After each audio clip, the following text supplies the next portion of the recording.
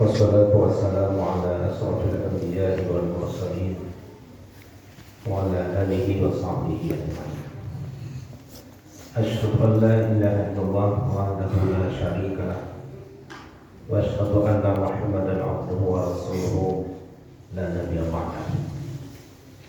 أما بعد فيا عباد الله يا أيها الذين آمنوا اتقوا الله حق تقاته ولا تموتن إلا وأنتم مسلمون. قال رسول الله صلى الله عليه وسلم إنما بعثت لأتمم مكارم الأخلاق. Alhamdulillah Rabbil Alamin. Marilah kembali kita bersyukur kehadirat Allah. Pada subuh yang berkah ini Allah masih memberikan nikmat kehidupan kepada kita. Di tengah hamba-hamba yang lain sudah diambil nikmat itu dari mereka. Allah masih memberikan nikmat kesehatan, kemudahan dan kelapangan rezeki di tengah hamba-hambanya juga dan belum tentu mendapatkan semua itu. Marilah kita memperbanyak syukur, mudah-mudahan semakin terbuka pintu kebaikan kepada kita semua. Amin. Allahumma salli ala Muhammad wa ala ali Muhammad kama shallaita ala Ibrahim wa ala ali Ibrahim. Bapak dan Ibu berhadir pada Ramadan yang 15 ini. Pada kesempatan subuh yang berbahagia ini juga kita akan menyampaikan tausiah agama. Judulnya sederhana, puasa dan pembentukan akhlak. Subuh ini kita bicara tentang akhlak, tentang perangai. Ada juga bahasa lain menyebutnya etika ataupun moral. Meninjau akhlak mulia itu Bapak Ibu perhatikan. Islam itu adalah agama akhlak. Maksudnya adalah seorang muslim adalah orang yang kuat dan tinggi akhlaknya. Dan dalam ajaran agama kita, kedudukan akhlak itu sangat dipentingkan. Bahkan semua ibadah yang kita lakukan itu ujungnya adalah supaya orang yang melakukan ibadah itu perangai dan akhlaknya mulia. Kalau ada orang beribadah, semakin banyak ibadahnya, tapi semakin buruk pula perangainya. Saya sering menyebut itu namanya menanam rambutan jantan. Tahu ibu rambutan jantan? Dan berbuah dia. Kenapa begitu? Ya itulah agama kita. Ya, Islam itu dengan ibadahnya supaya orang melakukan itu berakhlak mulia. Contoh, orang sholat, kita sholat. Di samping sholat itu sebagai pengabdian kita kepada Allah, sebagai bentuk abdu minallah kita. Tujuannya supaya orang yang sholat itu rendah hati. Ketika akhir perjalanan tertinggi dari sholat itu adalah sujud. Ketika sujud tak ada yang lebih tinggi ketika itu selain Allah. Semua kita sama. Oleh sebab itu orang yang benar sholatnya, orang yang sholatnya khusyuk itu melahirkan satu sifat namanya khudu'. Al-khusyu'u al-khudu'u kata Ibnu Taimiyah. Yang khusyuk itu melahirkan sifat khudu', rendah hati.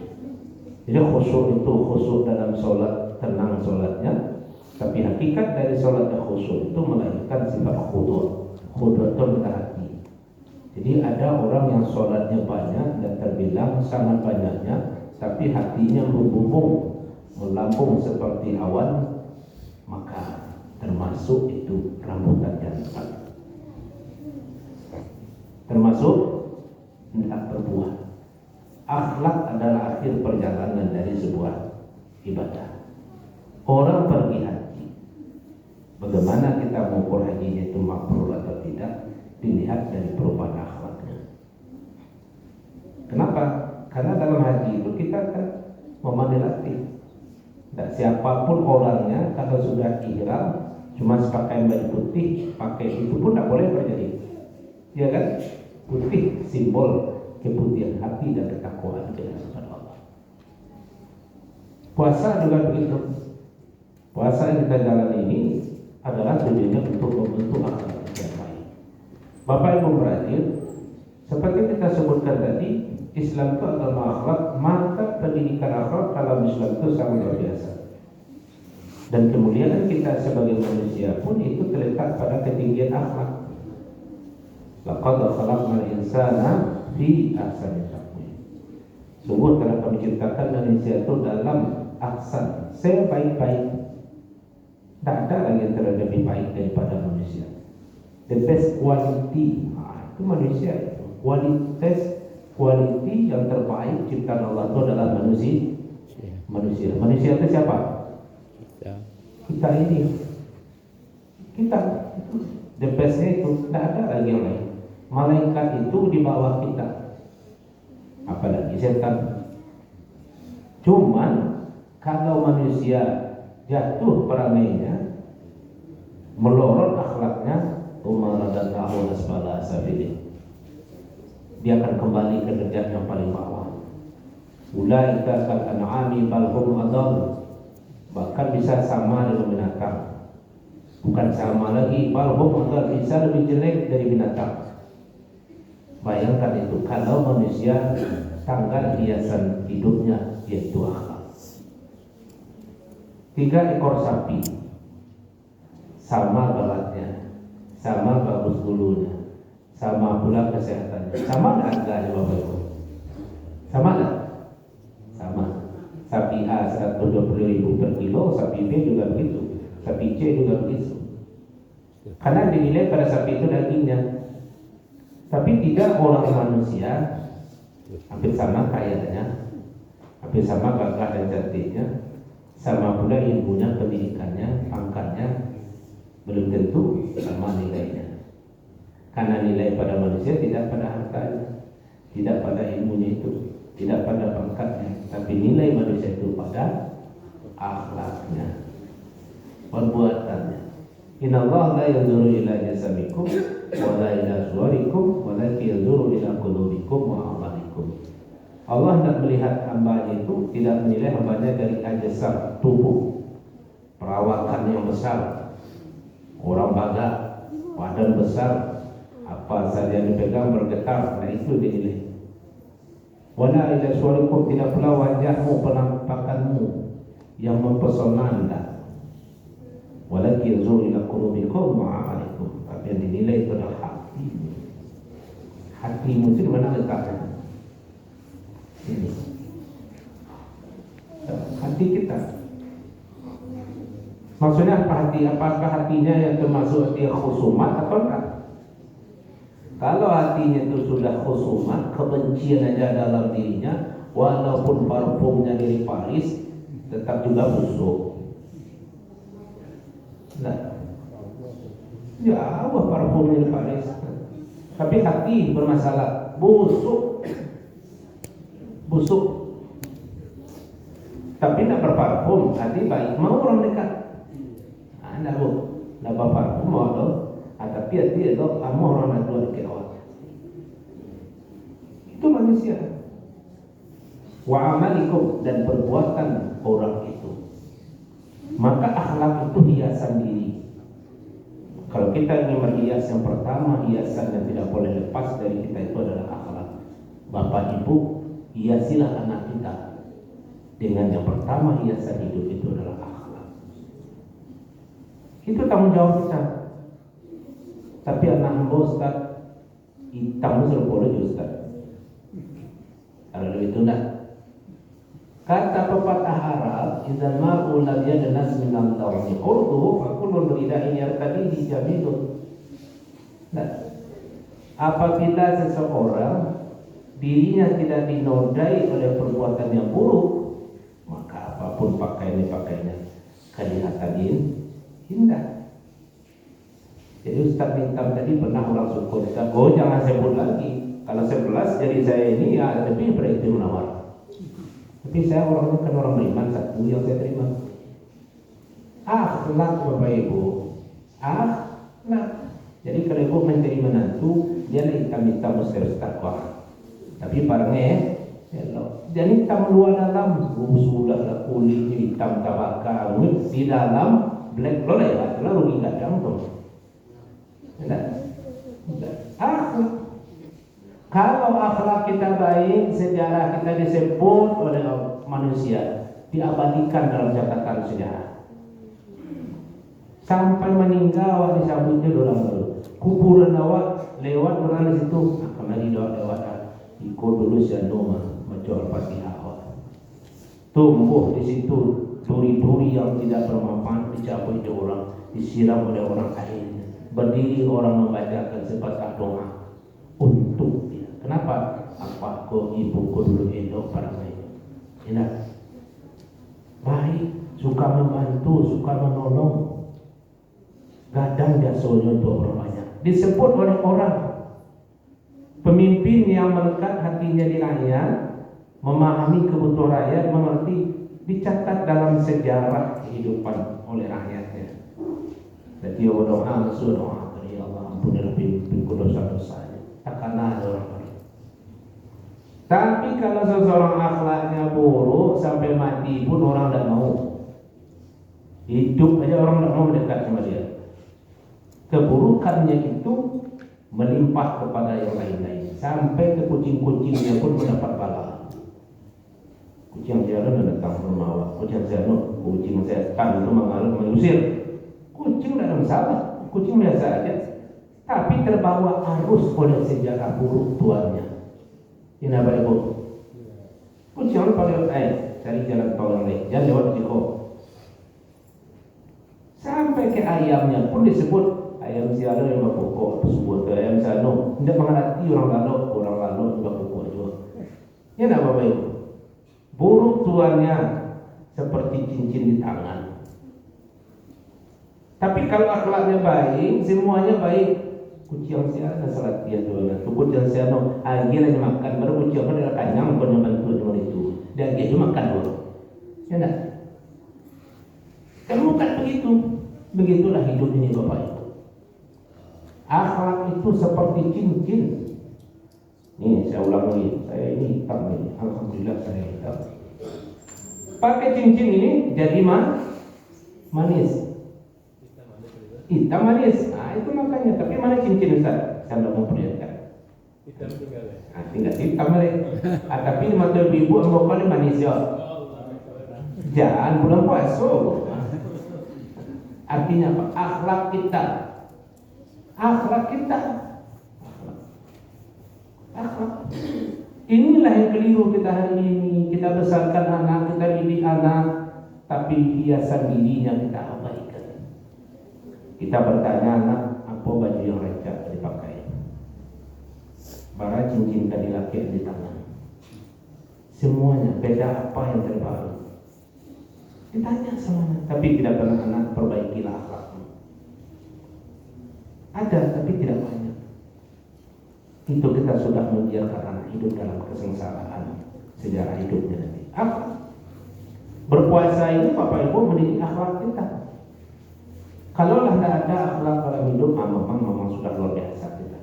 Maka dalam puasa ini beberapa akhlak akan kita ungkapkan. Yang pertama, akhlak apa yang diinginkan dari puasa? Namanya ihsan. Ihsan itu akhlak kepada Allah. Ihsan biasa diterjemahkan baik. Tapi ihsan yang saya ungkapkan di sini adalah ihsan yang diterjemahkan, definisikan oleh Nabi kita. Ketika malaikat Jibril datang kepada Nabi di hadapan sahabat 4 pertanyaan. Ma'wal iman, ma'wal islam, ma'wal ihsan, ma'iyah sa'ah. Apa itu Islam, apa itu iman, apa itu ihsan, apa itu sa'ah waktu. Nabi menjawab ihsan anta'budallaha ka'annaka tarahu fa in lam tarahu fa innahu yaraka. Yang ihsan itu engkau menyembah Allah, beribadah kepada Allah dalam hidup ini, berbuat baik seolah engkau melihat Allah itu. Engkau tidak akan bisa melihatnya, tapi yakinlah dia melihat engkau. Puasa itu mendidik kita untuk jujur kepada Allah, tidak menipu Allah. Apa maksudnya? Ketika kita berpuasa, kita sendirian di rumah. Semuanya ada. Perut lapar, haus datang pula. Semuanya ada. Kita bisa mengambil kesempatan dalam tidak kesempitan lagi, sudah kelapangan itu semuanya ada. Tapi karena kita sedang berpuasa, saya mengatakan ini shaim, saya sedang berpuasa. Walaupun saya punya kesempatan untuk makan, minum segala sesuatu, tidak ada orang di rumah, tapi saya tahu Allah Maha melihat perbuatan saya. 1 bulan kita dididik untuk itu, untuk merasakan kehadiran Allah dalam hidup. 1 bulan dididik kita untuk jujur, untuk tidak menipu Allah. Dalam hidup itu sangat penting Bapak Ibu. Kita hari ini krisis kejiwaan, krisis merasakan kehadiran Allah dalam. Kalau orang sudah mampu merasakan kehadiran Allah dalam hidup, sifat-sifat Allah itu sudah dipahami dan diamalkan, maka dia akan hati-hati dalam hidup. Jangankan memakan yang haram, memakan yang halal pun kita izinin kepada Allah. Sudah boleh berbuka atau belum? Sudah perlu dibuka. Orang sudah ihsan. Dan tingkat tertinggi perjalanan spiritual seorang itu adalah ihsan itu. Kenapa? Karena perjalanan spiritual itu adalah merasakan kehadiran Allah dalam hidup. Nah, kalau terasuhnya Allah hadir dalam hidup awak, ibaratkan tanaman tadi belum berbuah. Buahnya adalah hadirnya Allah dalam jiwa, hadirnya Allah dalam hidup. Apa contohnya orang yang ihsan itu? Konon, ada seorang sahabat menguji seorang pengembala domba. Didatangkan seorang pengembala domba lalu diuji. Apa ujiannya? Wahai pengembala domba, juallah beberapa ekor dombamu kepadaku. Pengembala domba mengatakan tidak bisa. Dibujuk lagi, juallah, aku tambah harganya, aku sangat butuh, aku naikkan lagi. Jual. Oh, tidak bisa. Yang punya ada. Juallah. Berapa harganya? Aku butuh beberapa ekor. Jual saja. Kita kan bisa bikin kwitansi fiktif. Bisa kita bikin. Tak ada orang lain tahu. Kita mainkan saja, kita maaf saja harganya. Hand sanitizer itu kan 9.000. Nah, kita jadikan saja 35.000. Tak ada orang tahu. Maka begitu bayar. Aku jadi Ustaz apa jual koran Bapak Ibu. Ada 9.000. Di awal dimarkup jadi 30.000. Gimana kejadiannya? Dan yang dari ulang di negara. Mungkin aja mikir, mau domba dijual di sini, atau jangan kasih tahu sama sekali. Banyak dibujuk oleh sahabat itu, tidak mau. Atau besar. Coba dijelaskan kenapa kamu tidak mau jual. Apa kata pengembala domba? Pengembala domba itu sederhana. Sehari pergi ke padang rumput, pulang dengan domba, pergi dengan domba. Itu aja sekolah tidak tinggi. Entah sekolah SD tak, apalagi sampai S3, tidak ada itu. Ditanya oleh sahabat itu, kenapa kamu tidak mau jual? Seandainya aku jual ini tidak akan masalah. Tuhan pun tidak tahu berapa dombanya yang lahir, berapa dombanya yang mati, aku yang menghitung dan menjaganya. Seandainya aku jual tidak masalah. Tapi kalaupun Tuhanku tidak tahu, Tuhanku Allah Maha Tahu. Tuhanku Allah Maha Melihat, Maha Tahu. Pengembala domba itu sudah sampai ke tingkat tertinggi dari perjalanan spiritualnya, yaitu ihsan. Latara sorinya, walaupun kesempatan itu ada, dijual sebenarnya. Aku dia biasa ikut dicecerkan darah. Kan bisa saja dia bersandiwara. Apa itu? Domba kita sudah dimakan serigala, hilang 10 ekor. Dapet serigala konon bapak ayo. Bisa saja. Atau dia katakan begini, tapi karena sudah tumbuh subur di hatinya ihsan itu, rasa dekat kepada Allah, keyakinan Allah melihat perbuatannya, terhindarlah dia dari semua itu. Bapak Ibu saudara, ihsan itu yang perlu kita tanamkan dalam hidup kita hari ini. Yakinlah apa yang kita lakukan Allah melihat, menyaksikannya. Kalau 1 bulan kita ikut penangkaran ini tidak juga tumbuhan seperti itu, maka perbaikilah diri secepat mungkin. Kita dapat melihat nanti setelah Ramadan kita itu berhasil dengan puasa atau enggak. Apa ciri-ciri orang sukses puasanya Ustaz? Apakah semuanya mesti baru-baru? Tidak. Saya sudah menyampaikan kepada ibu-ibu, kalau datang bulan Syawal jangan minta yang baru-baru semuanya. Jangan sampaikan kepada bapak semuanya mesti baru-baru. Terniaya ibu nanti. Oh, bukan apel saya, apel tak. Apa? Ya.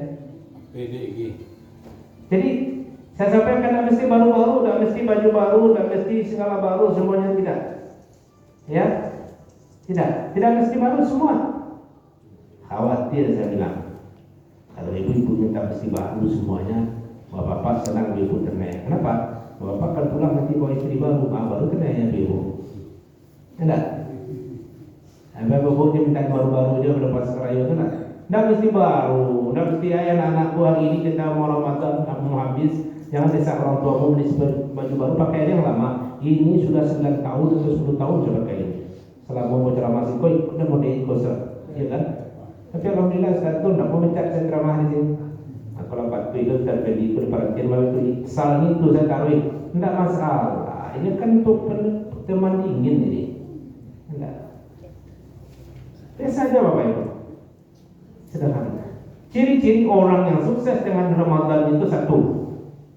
Setelah Ramadan dia tetap ke masjid. Ya kan? Setelah Ramadan dia tetap puasa, tetap sholat, tidak ada tarawih, dia tetap tahajud. Jadi bertahan amalnya. Itu sukses dengan puasa itu. Tapi kalau hari puasa pertama Ramadan Syawal pertama setelah itu tidak ada lagi, itu berarti dia tidak perlu puasa amal Ramadannya. Bapak Ibu perhatian, jadi kesimpulan tausiah kita pada kesempatan ini, kita perkuat akhlak, kita tinggikan nilai akhlak. Karena itulah Nabi Yusuf SAW. Mari kita didik anak-anak kita untuk berakhlak mulia supaya dia bisa menjalani kehidupan dengan baik dan bahagia bersama kita. Mohon maaf atas segala kekurangan. Wassalamualaikum warahmatullahi wabarakatuh. Waalaikumsalam warahmatullahi wabarakatuh.